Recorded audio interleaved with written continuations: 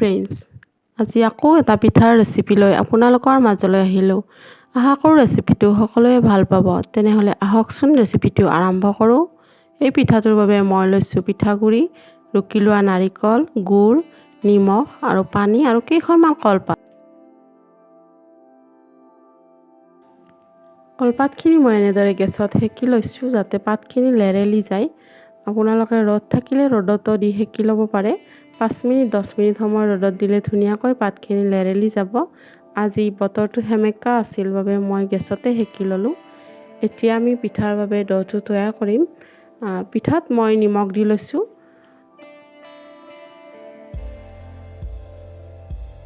নিমখ দি ভালদৰে পিঠাগুড়িখিনিৰ লগত মিহলি কৰি লৈছোঁ। তাৰপিছত এয়া নাৰিকলখিনি আৰু সৰু সৰুকৈ মিহিকৈ কাটি লোৱা গুড়খিনি একেলগে দি লৈছোঁ। এতিয়া পিঠাগুড়িখিনিৰ লগত ভালদৰে মিহলি কৰি ল'ম।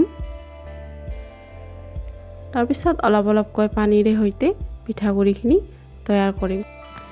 এইখিনিতে আপোনালোকলৈ এটা সৰু অনুৰোধ কৰিব বিচাৰিছোঁ।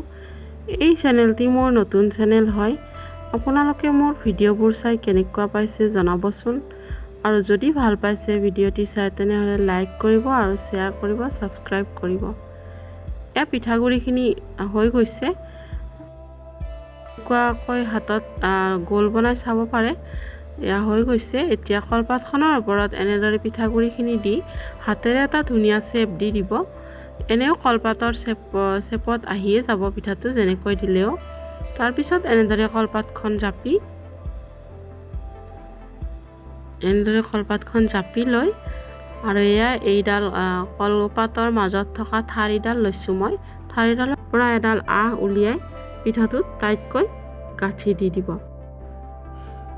এই পিঠাবিধক নামনি অসমত পাতে বন্ধা পিঠা বা কঁকাল চিঙা পিঠা বুলিও কোৱা হয়। খুব সোৱাদ লগা এবিধ পিঠা। এয়া মই গোটেইখিনি পিঠা এনেদৰে বনাই ল'লোঁ।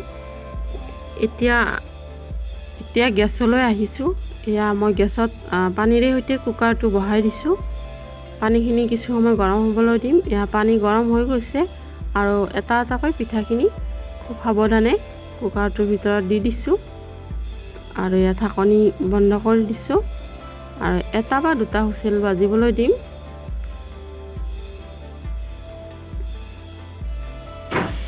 এয়া মোৰ দুটা হুইচেল বাজি গ'ল।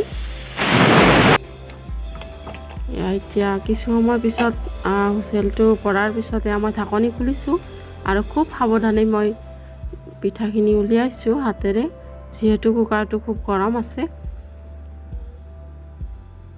এয়া দেখিছেনে, পিঠাটোত এটা কলপাতৰ খুব ধুনীয়া ফ্লেভাৰ পোৱা যায়। খাবলৈ খুব সোৱাদ লগা হয়। কেতিয়াবা বনাই চাবচোন।